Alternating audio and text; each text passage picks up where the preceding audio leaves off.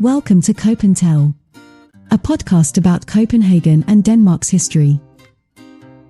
Written and produced by Danish historian and tour guide Rune Edberg. This podcast features excerpts from Rune Edberg's book Know Your Dane: Unlocking the Secrets to the Danish Mentality, as well as stories from his 2 walking tours, World War II and Copenhagen, and Copenhagen's Dark History Walk. It is possible to book a spot on these tours on the website copeandtell.com. On this episode,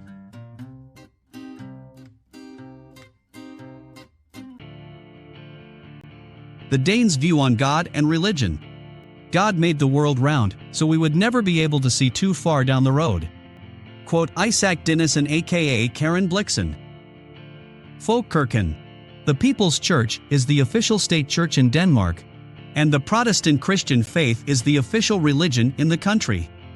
Nevertheless, religion does not mean much for the majority of Danes. Danes are not the most authoritative when it comes to religion.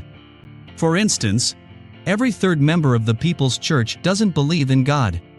Increased individualization has meant that religion is not one of the benchmarks that bind the Danes together, but is more seen as an individual lifestyle choice. This approach to religion and its practice has resulted in the polarization and contrast of different population groups in Denmark. Those who practice religion and those who do not. Cultural Christians.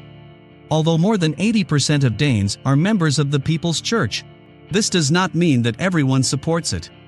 33% of its members do not believe in God, and only 9% of its members believe in hell. The Danes' use of the church is also limited. Only 10% of Danes visit a church once a month, while almost a third visit the church only during holy times. The Danes' view of religion has changed from common cultural unification to a more individualized and non-binding perspective. One can say that the Danes have kept the more pleasurable aspects of religion and removed the judgmental, authoritarian elements such as punishment, shame, and sin. The church is used more for family gatherings, such as baptisms, weddings, funerals, or Christmas observances. Christmas. Most Danes are members of the Folkekirken. Most Danes celebrate cultural Christian holidays and milestones, include Christmas, christenings/baptisms, confirmations, weddings, and funerals. When it comes to Christmas, most Danes celebrate the day, even if they do not see themselves as Christians. Christmas celebrations in Denmark also contain elements from winter traditions that took place before the Christian influence came to Denmark. The Danes' Christmas traditions are inspired by Germany, such as the use of Christmas trees and the legend of Santa Claus. The Danish Christmas food varies locally. However, there are some classic dishes. There are fixtures on the Danish Christmas table, such as pork stew, duck stew, brown potatoes, red cabbage, brown sauce, and rice pudding. Throughout the month of December, Danes also bake cakes such as honey and peppermint cakes, and vanilla and honey hearts. The Danes also open Christmas advent calendars every day in December. For children, it may be a chocolate calendar or a calendar for one of the Christmas series aired on the nationwide channels DR and TV2. Fastelavn. A tradition in Denmark which the children especially love is fastelavn. It has its origin in the fasting time before the Reformation. It was originally a celebration before the fasting period. As with Christmas, the Danish fasting name has taken much of its content from the German cultural circle. The name is a translation of the German fastlabel. Fastelavn takes place from February to March. The traditional fastelavn foods are hot cocoa and fastelavn buns, which are a specific variant of Danish pastry, with whipped cream in the middle and glaze on top. Another part of the fastelavn tradition is fastelavnsris, which is a bundle of branches bound together with paper. It is a very popular feature with children. In the 1700s, the fastelavnsris was used to tease friends, especially in the country, where children often woke up their siblings or parents with a bump on the head from the fastelavnsris. The gates to the dark history of Copenhagen are open once again.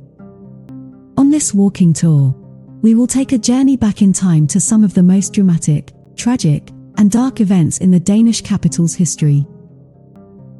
company of our historian Rune Edberg, we will visit the central locations in the old medieval part of the city centre.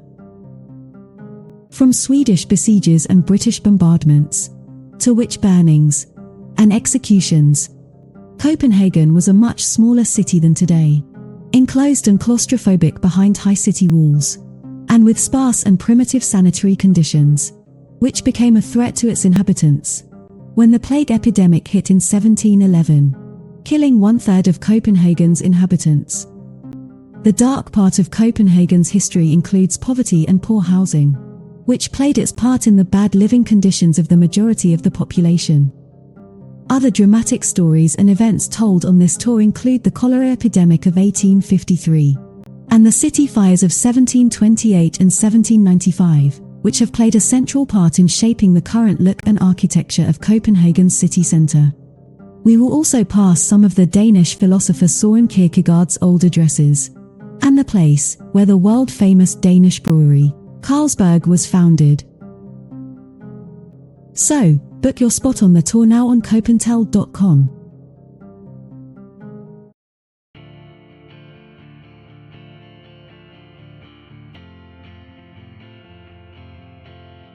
The Danes' view on politicians. I have learned that European politics is very much like Danish politics. You have all the rumors. Quote, Margrethe Vestager. The profession that is the least trusted among the Danes is the politicians. A large majority of Danes believe that politicians are unable to recognize their own mistakes. The Danes believe that politicians spend more time on internal power struggles and gaining their own benefits than spending time finding real political solutions to specific problems or listening to the wishes and concerns of the population. Another professional group that the Danes do not have the greatest respect for are journalists, whom the Danes think are not good at giving credit to others.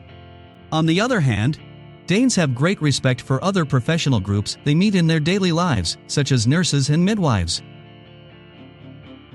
Book a spot on Copentel's World War II walking tour in Copenhagen.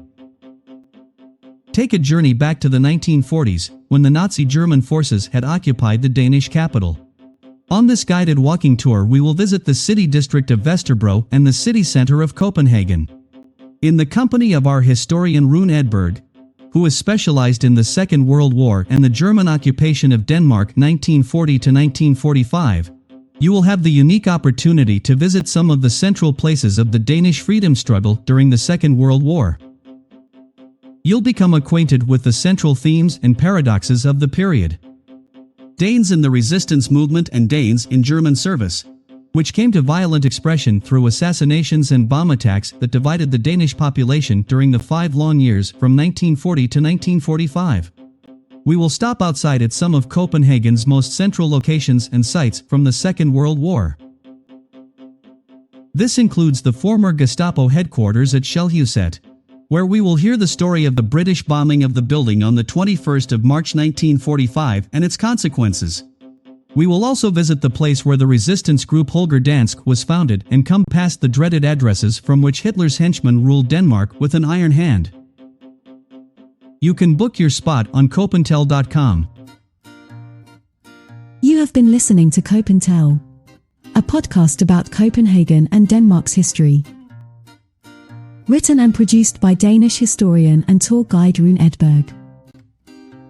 This podcast features excerpts from Rune Edberg's book Know Your Dane: Unlocking the Secrets to the Danish Mentality, as well as stories from his 2 walking tours, World War II and Copenhagen, and Copenhagen's Dark History Walk.